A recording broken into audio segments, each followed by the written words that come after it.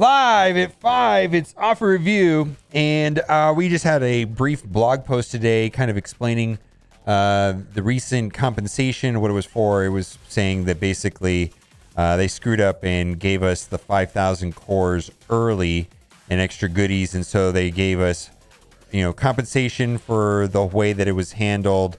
They gave 5,000 power, 500 extra power cores, 25 locust shards, 1 gold orb, 1 training orb.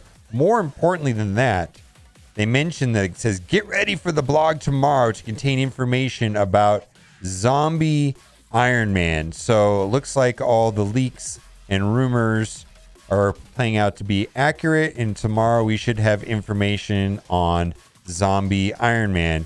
Are we a social experiment? I thought this was an interesting post, and I have a different question after reading this post. Designed to see how long consumers will stick with the product with amazing IP but absolutely abysmal execution. This game is more broken than operational. Nothing changes. The only reliable function is that something will be dysfunctional, but by many others continue to log in because we get to be part of the Marvel universe, and I'm sure we all love. I'll take the tinfoil hat if I'm having trouble seeing a more reasonable explanation for how horribly this game is run given its value. And I have a different question. My question is this. If the game over the last 4 years wasn't as buggy as it is, how many more players would be playing the game today? Would there be twice as many players playing the game? How many people have quit because of the bugs or frustration with the way the game is being handled? What a missed opportunity. I mean, how much would it cost to have better QA compared to how many more players would we have today? It just makes my mind explode by how mismanaged it is, and makes you wonder how much bigger Marvel Strike Force would be if it wasn't this way. Something to think about. Raid credits are worthless. I have every character max stars from the raid store. No new characters since Cloak. I have plenty of gear that you can get using the raid credits, as Teal is not accessible. But of course, Doctor Strange Heartless goes into the Arena Orb, where Spider-Punk and Gwen have both recently been added. Please, Scopely, give me something to spend my raid credits on. And I kind of almost feel like Scopely is avoiding putting characters in the raid store because they know how many credits people have. But, they definitely have ignored it for sure. And I think that would be a good place. I'm sitting on tons of raid credits myself. There is good stuff inside the raid store, though. I feel like there's a lot of orange gear that I get daily. I'm able to get SBCs and certain pieces that I'm, running low on. So I wouldn't call them worthless, that's for sure. But as far as characters go, yeah, I feel like a lot of people feel that way.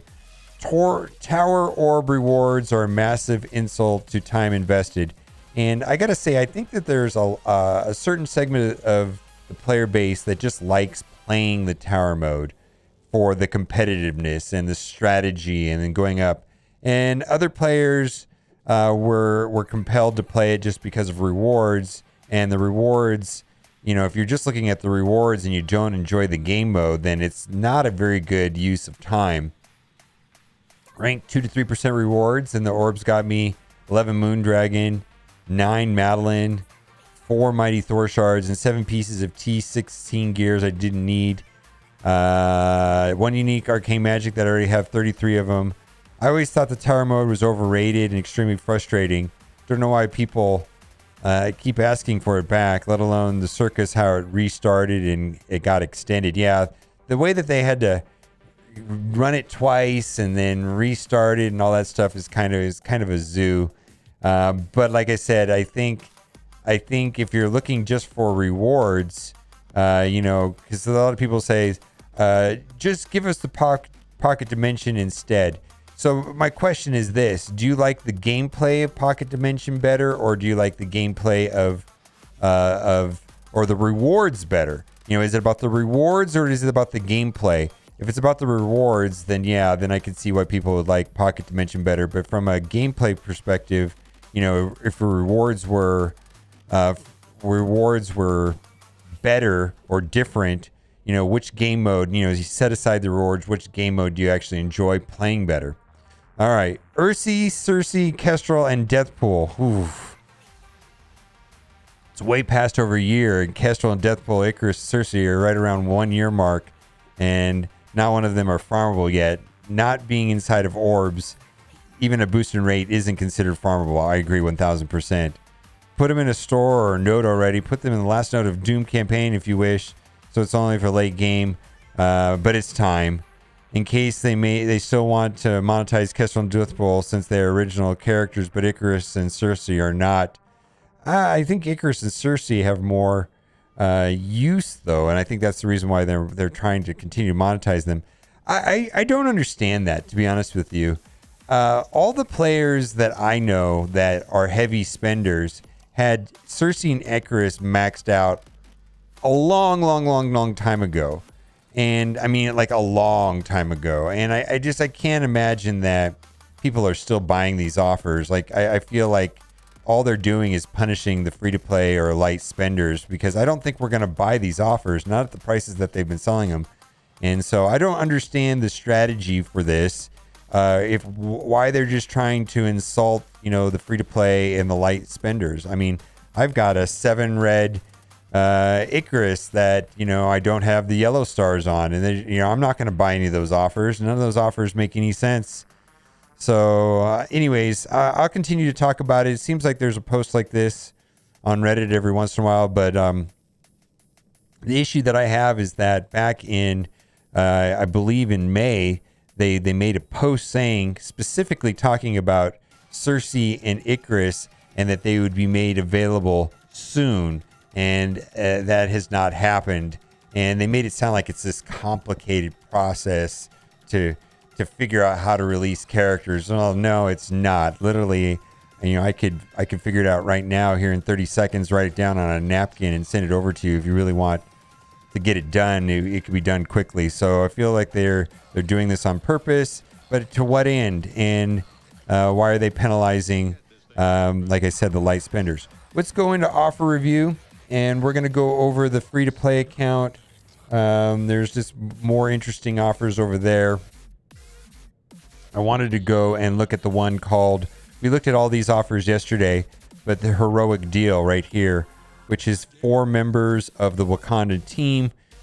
So there's, in theory, supposed to be 2 new ones coming out for War Offense, and then Shuri is legendary. But, if this is going to be, at least these 2 right here are going to be not only amazing inside a Cosmic Crucible, but apparently going to also be useful for War Offense with the rumored changes. And I'm inclined to think that the changes are going to happen based on the announcement today of Iron Man Zombie is actually coming to the game. So I believe that the leaks have been accurate.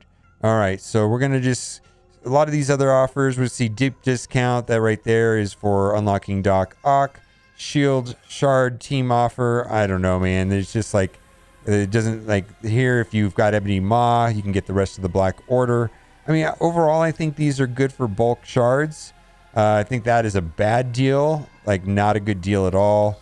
The ones that seems the most useful as far as playable characters is definitely, without a doubt, the Wakanda deal. I think that is pretty useful.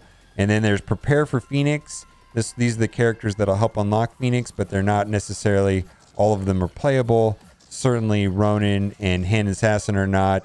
Nobu got a rework recently, and he's used on War Offense. Mordo got a minor rework, and he's used on War Offense. Loki can help speed up certain characters like Cersei, so sometimes he gets used in the arena.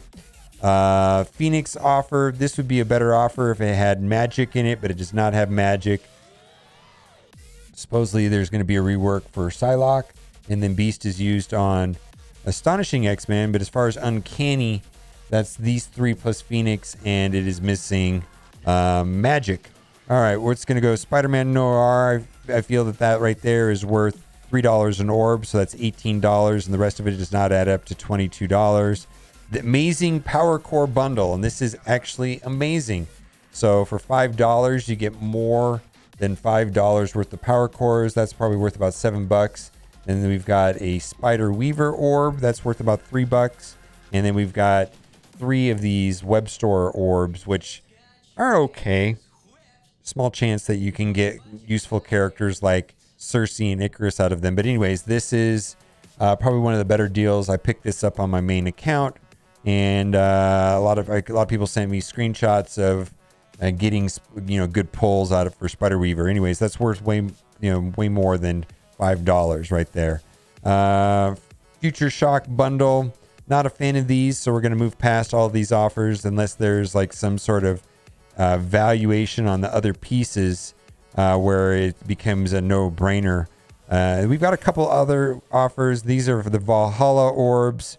Valhalla orbs are basically like super training material orbs. I mean, if you look at the contents, the most value inside of the orbs is not the character shards, but it's rather the training materials. So they're probably worth $1.50 to maybe on the high side, maybe $2.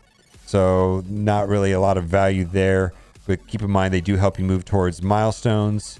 And then we've got Helicarrier Clash Blitz Booster. No, thank you. We got Kraken Snack, random chance at 5, 6, or 7.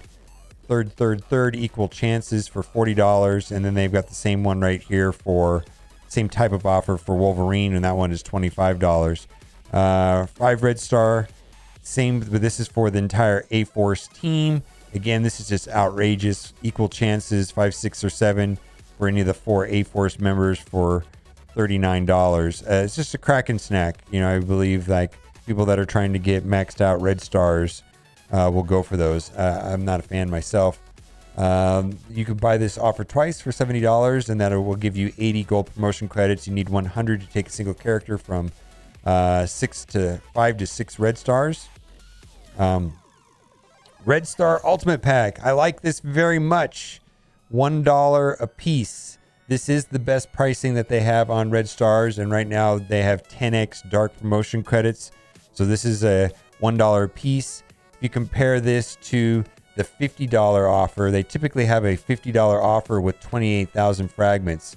So they've often tried selling $50 for 14 orbs. So this is $15 for 15 orbs, which is $1 a piece.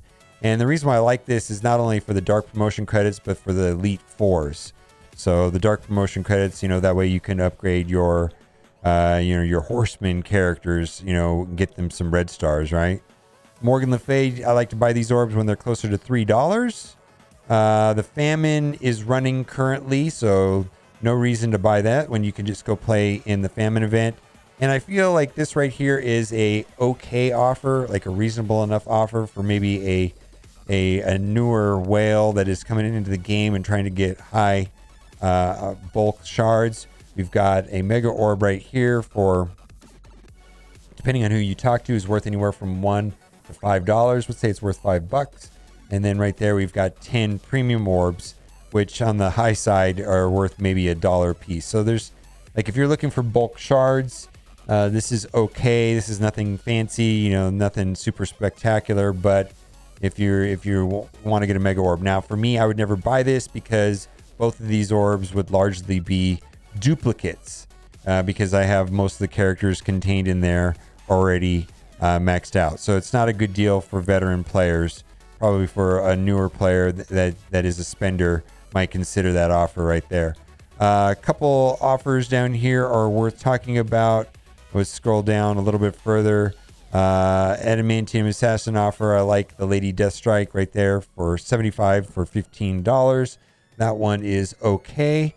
If you're looking for Lady Deathstrike, we've got Captain America Sam Wilson. So they've lowered the price on this. They tried selling this for over $20, and now they've 75 character shards for $15. I totally love this character. One of my favorite characters in the entire game. So if this helps you speed up, I feel like that's reasonable enough. Squirrel offer. Absolutely. If you need Squirrel Girl, and Squirrel Girl is going to be the core character to get through the rogue Scourge event that is running right now. So, Young Avengers are the best Scourge team on for nodes 5 and 10, and Squirrel Girl is the core character that carries the team. So if you need Squirrel Girl, there you go. 75 character shards for $10. An older character, been out for a while, so not a lot of people will need her. And then we've got Morbius, which is a good war offense team for taking out, let's say, Heroes for Hire.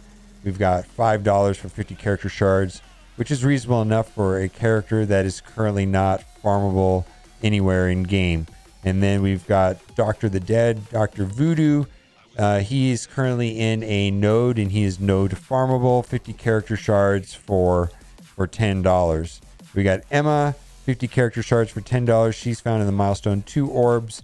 I suspect that we're going to be coming out with a milestone 3 orb, and then she will be made farmable somewhere else, but that remains to be seen what the exact plans for her are. But I suspect that to be happening. The data mines keep referring to milestone 3 orb, so we have to see what that is. I'm also a big fan of this. This is for Young Avengers, and also will be very useful inside of the Rogue Scourge event that is running right now. 180 character shards for $15, and they got that Mega Orb. And Mega Orb, like I said, depending on who you talk to, could be worth anywhere from $1 to $5. So that is, I think that is a reasonable enough deal. And that is it for the rest of offer review. The rest of the offers are largely uninspiring. I do like this gold offer, and we'll just leave it at like this, but it's not a super spectacular deal. But 1.25 million for $5, you can buy that offer twice and get 2.5 million gold for $10, which is okay. All right, let me know what you think in the comments section. And as always, thanks for watching and keep on giving. Bye for now.